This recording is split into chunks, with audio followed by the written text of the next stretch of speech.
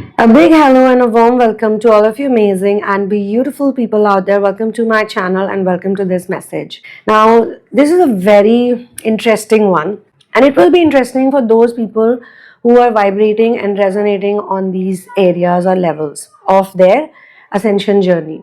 A lot of you basically feel on some levels or on many levels. You have the married twin flames, you have the single ones, you have the one who are in relationship. You could be in one where you have children, you share a child with your masculine or feminine. And I will talk about both genders, not just masculine or feminine here, because I'm seeing both facing challenges, to be honest. So, why you feel stranded by your person?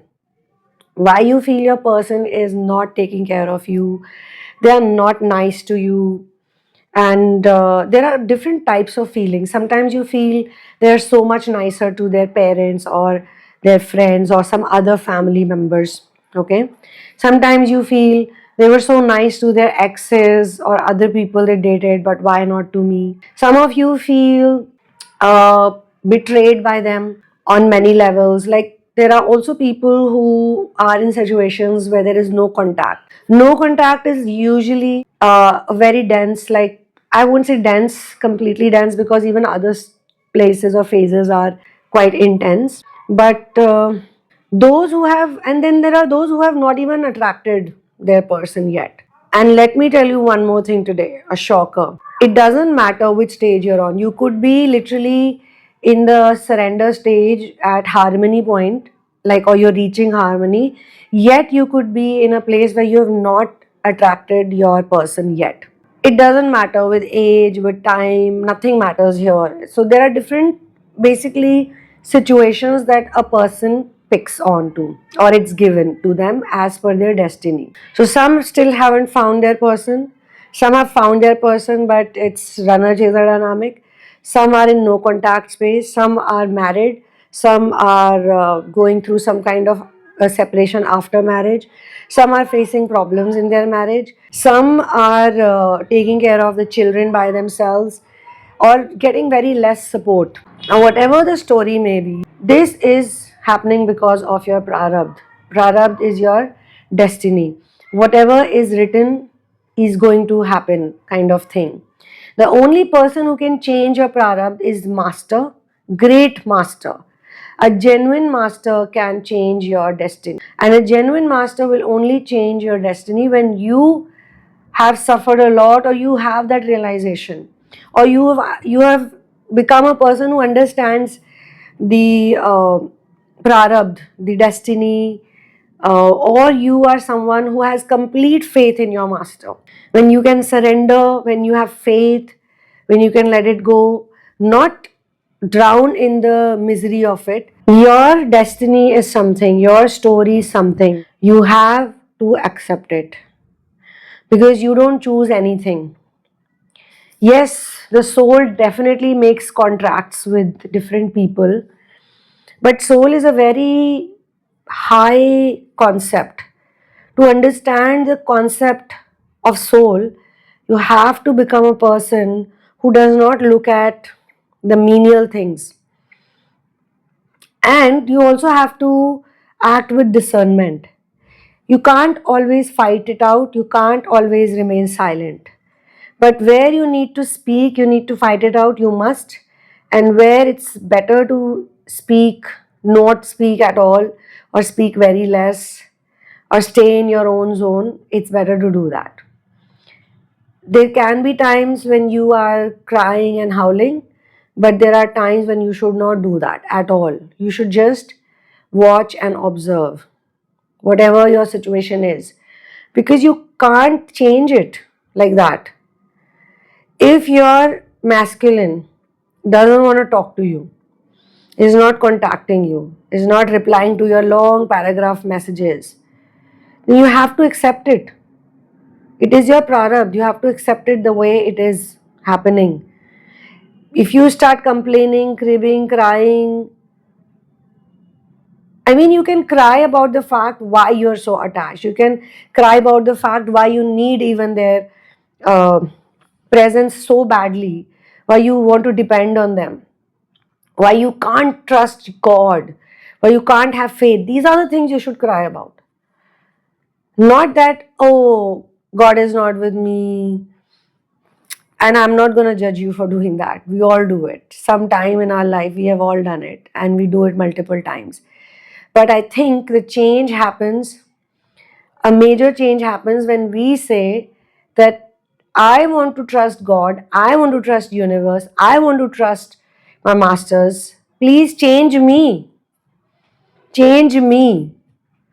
I don't want to have this type of identity where I am so emotionally vulnerable, where I am so sad and depressed for no reason, where just about anyone can come and shake me up, anyone can come and make me feel bad, or anything can make me feel bad.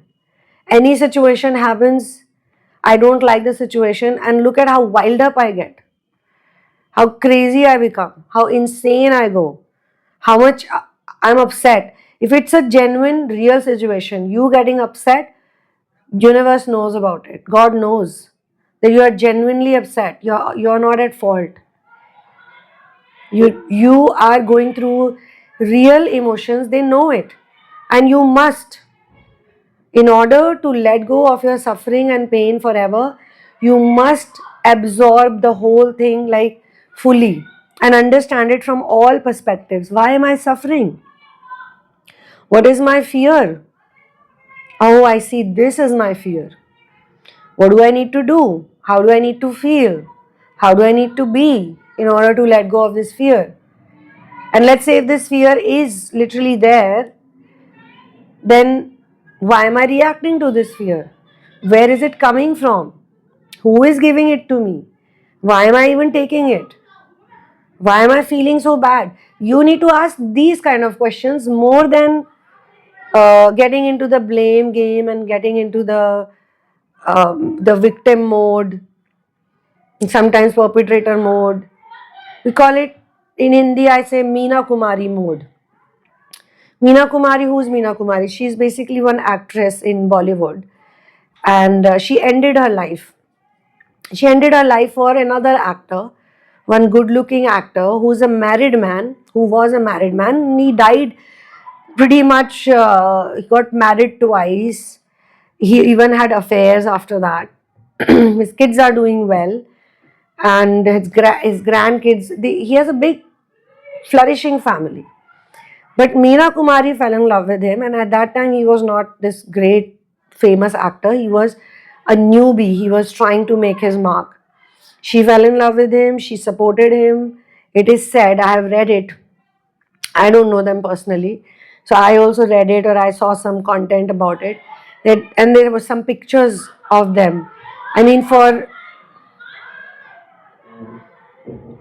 where are all these kids coming from here?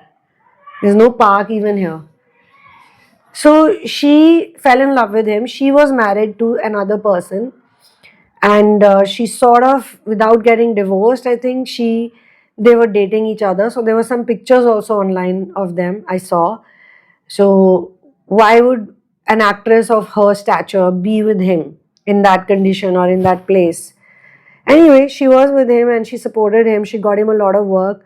She established his career, and this is something I am seeing a lot of people are doing it.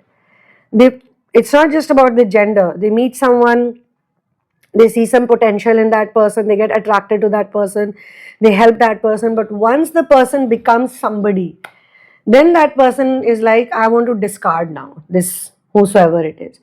So probably that is what happened. She felt either discarded, or she felt used, or she felt ignored or neglected.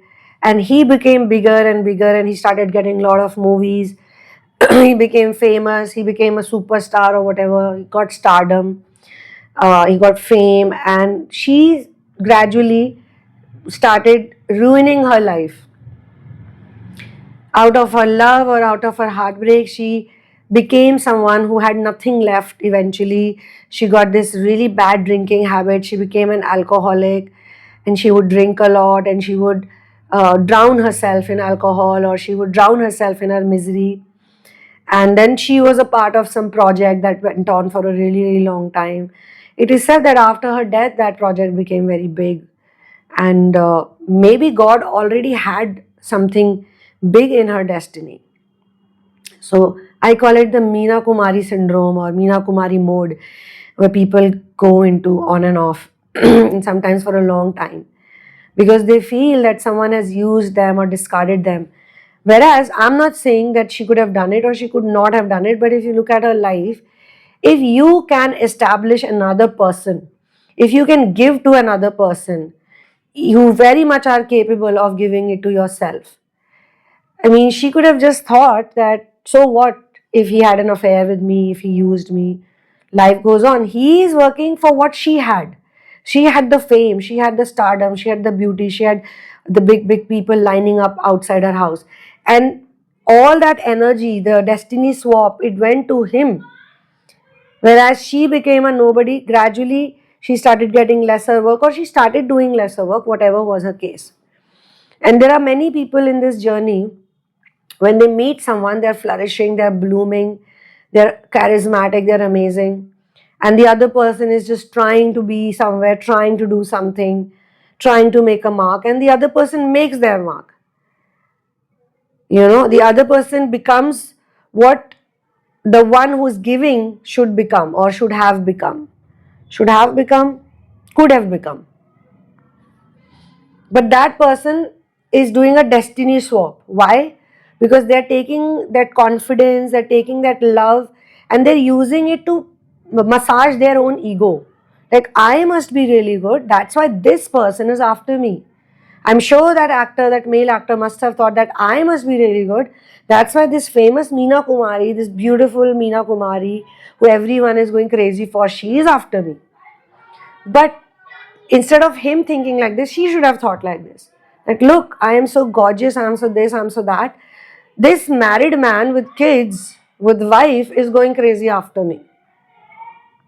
But that's the whole point of this video message, that do not allow these people, these kind of people, no matter how much you love a person, no matter how much you care for a person, do not allow yourself to fall weak to other people's tantrums and other people's um, manipulations.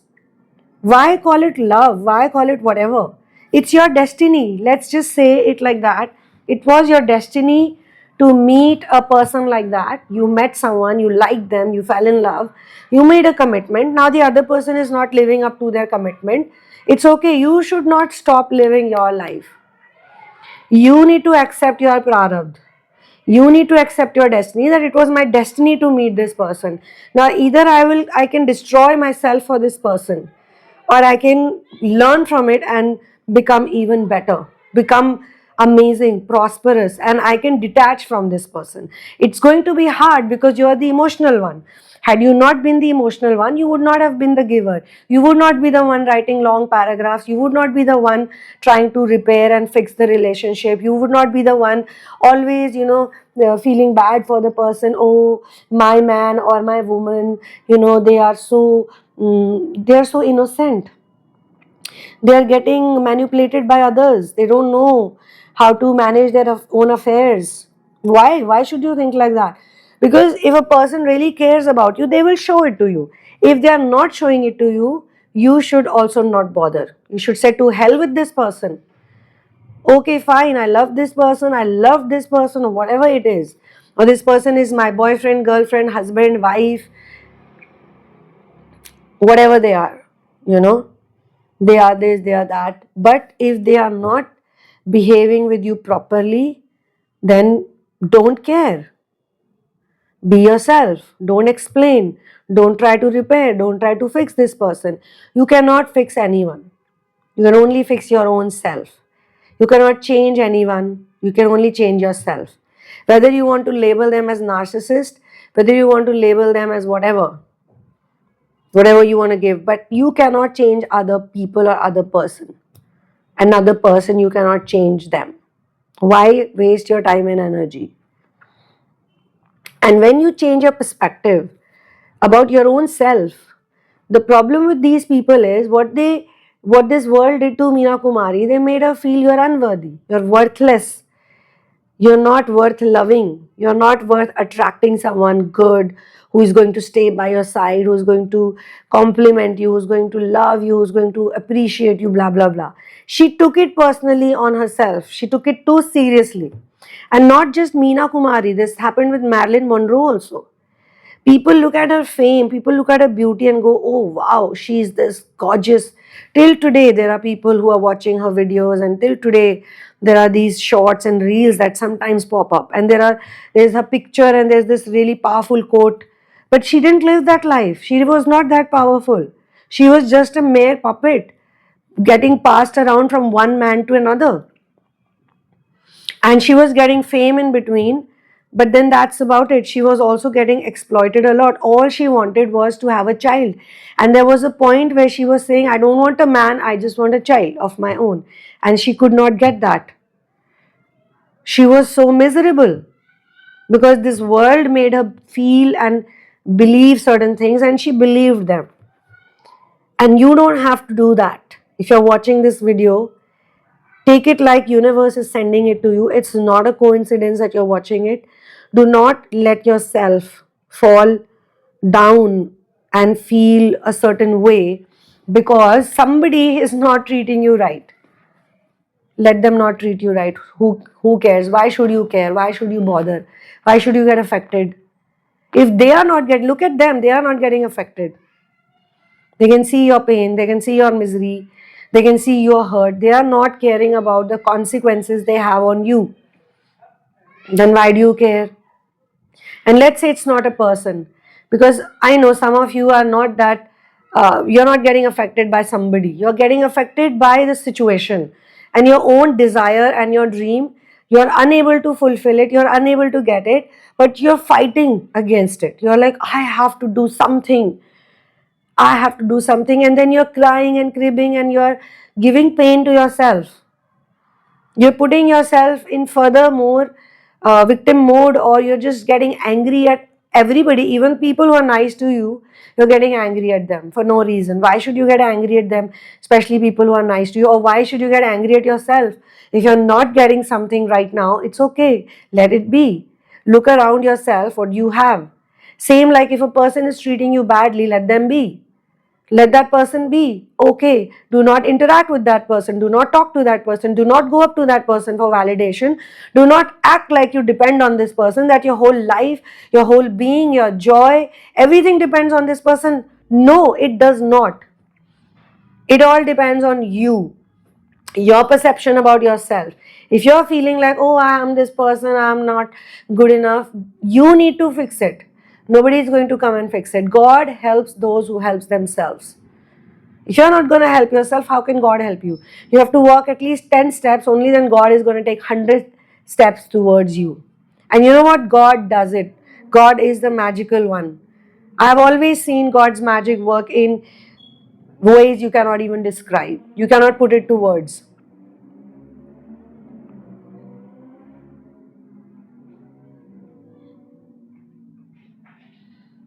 Because source is the power, source is the real power, and source is saying, hey, you, I'm inside of you. I am the same speck of light. Source is made of a light, and human beings are made of the same speck of light. Human beings are that special. A human being who is in awareness and who's awakened is very powerful. There are so many human beings, they're not going to get this opportunity to listen to things like this.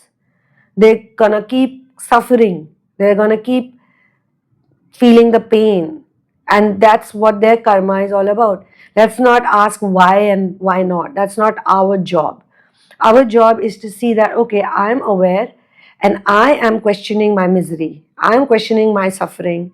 So let me see, let me figure out, let me have faith.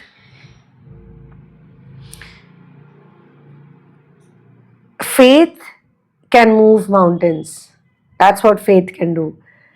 Faith is something you're going to get questioned a lot of times. You will feel like questioning faith. Like, yeah, is it really even working for me? It's not going to work the way you think it's going to work. It works. It works in different ways, but most of the times I think the prayer should be, God, please help me become better. God, please let me not go and try to change the world. Let me please change me, change myself. Take this person who I am right now, with this identity, with you. Change me. I don't want to be like this anymore. I'm tired of being this way. I'm tired of being this way. And this should come very authentically, genuinely, and naturally. And I think that's the point where things change, when it's authentic and natural, is genuine feeling. That's when it changes. Because then you're showing trust in that invisible supreme energy instead of depending on the situation and the people and everything. And then you say, okay, I accept my prarabdha. And I have these 2-3 examples from Ramayana, even from Krishna's life, from anybody's life actually, but of course gods have done it much better. That's why they're gods. So Lord Shri Ram in Ramayana, if you're from India, you would have heard. Maybe you're not from India, but you still know. He went to search for the golden deer. And Sita ji, his wife, who's so smart, so beautiful, so intelligent, she also got confused, or she believed a fake sadhu Ravan. Ravan changed all his get-up and he turned into one sadhu, and he came for some food, asking for food. Hey, lady, please give me some food. And she was like, okay, I'll give you food. And she was a bit away from him, but he was like, you have to give it to me a bit closer. I'm not going to stand that far. Because she was like, I'm going to keep it here. My husband is not there. My brother-in-law is not there. And that is the point. She could have thought that if this sadhu is real, because he said, I will curse you, I will do this, I will do that if you don't offer me this food properly, if you don't come near to me and give it to me, hand it to me. I'm not going to take it. I'm not a beggar or something.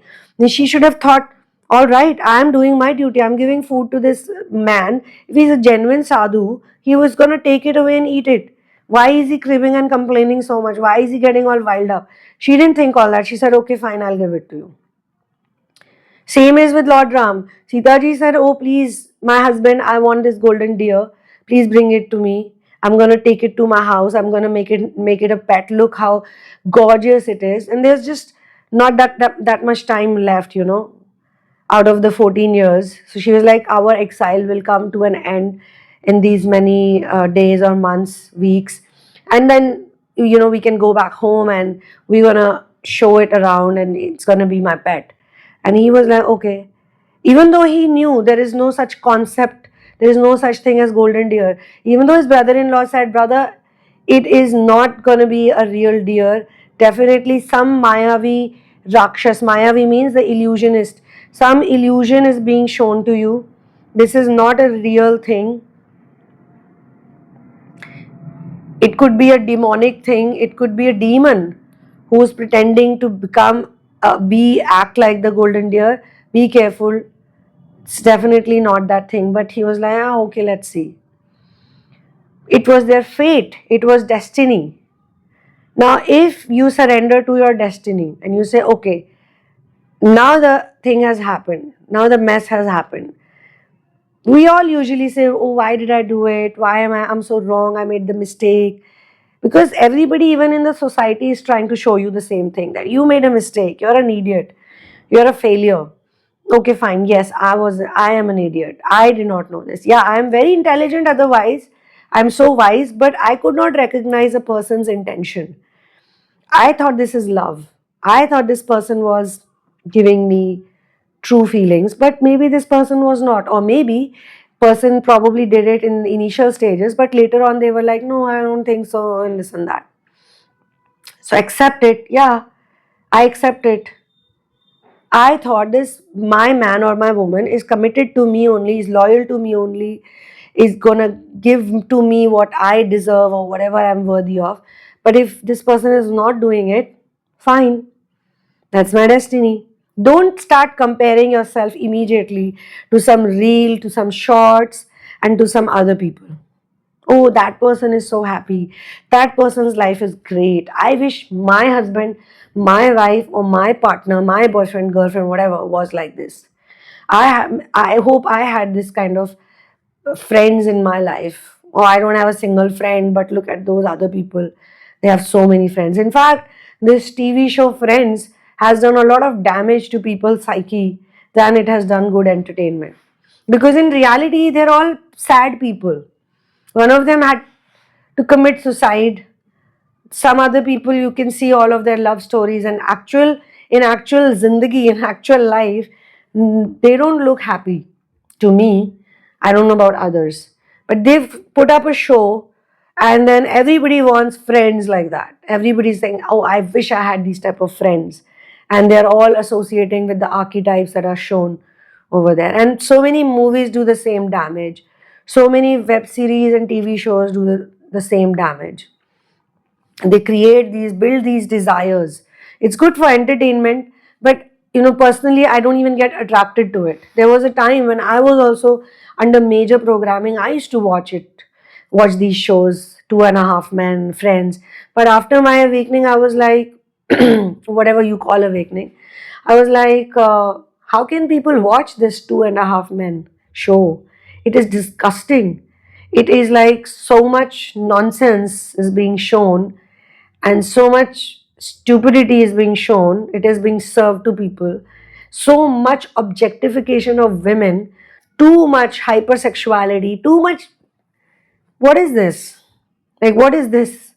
I cannot even watch it for like 15-20 minutes. Forget about watching the whole series and all seasons. But there was a time when I used to actually find it funny, and I was like, ha ha ha. But now when I look at it, I'm like, why did I even find it funny? How could I find it funny? How could I even watch these many seasons and these many episodes back then? Why? What made me do it? Because when you're under the influence of a certain program or a certain code is playing in your life, you're going to be like that. Once you're out of it, then you're like, this is bullshit. This is shit. So, we need to accept things as they are. We need to move on. We need to say, okay, this is how it is. This is how it happened. This is what was written. Now, what can I do about it? I can't do anything about it. A sensible human being is going to behave this way. But if you're not spiritually mature, wisdom is not dawned upon you, you're going to be opposite of it. And let me tell you, don't judge yourself for it. Accept that also, that yes, I am feeling this way. I am cursing myself, or I believe that no one's going to love me. And once you go through the heartbreak, you will get that wisdom that no, I am worth loving. You might see, I've seen cases online, I see it a lot. There are people who don't have limbs, they have found someone because they believe that I will. There's a man who doesn't have a jaw. He doesn't have a proper jaw, okay? He only has this upper face, upper palate. He's born like that. And he has a beautiful, gorgeous, loyal partner because he believed that he would get it. And he has joy because he's like, yeah, I believe that I would get someone like that. Someone who's going to be good looking and sexy, and they would appreciate me, they would flaunt me. And that's what his wife is doing. She's always, whatever I've seen so far, I've seen some videos of them, and she's thrilled to be his wife. There are so many people like that. They just believe that yes, I will get somebody like this. Those who don't believe, they will not get it. And then there are also people who have to build up that belief. But my point is, if you're going to try to believe in it, and let's say you're not able to do it, then that means you need to do some inner work, or you need to either let go of the desire, or just you need to float in faith somehow that it will happen whenever it is meant to happen. Because if you're going to put a timeline to it, if you're going to say I want it right now, it will not happen, and it will bother you even more. That can be with your career, that can be with your family relationship, that can be with anyone. And let's say you're going to cry a lot about it, even that's okay. Journal it out, cry, work on yourself, do inner work, get into therapy, heal yourself. I mean, these are the things that will stay with you. Everything else material will not stay with you. Your inner work, your wisdom, your growth will stay with you for eternity, but nothing else will. So don't look at it like I can't do it, even for money, for that matter. I would say some people are always upset about money, always cribbing about money. But is that going to give them money? No. Whatever is in your fate, you're going to get it. And if you're not getting it, again, I'm not going to sound like the person who knows it all, but with a lot of humility, I'm going to say it, and with the acceptance that I have also cribbed and cried about these things. That's why today I can talk about it, and I'm going to accept it in front of you all. That I too have been in those places where I've cried and cribbed and complained about certain things. But when I accept it, it's different. It's a game changer. Yeah, I don't have it, so what? But I always get it, and I will get it. It always happens like that, so it will happen again. And then it will happen again. So, this is it for now. I will close this video here. I will see you in the next one. One love, peace out, and Victor to Ram.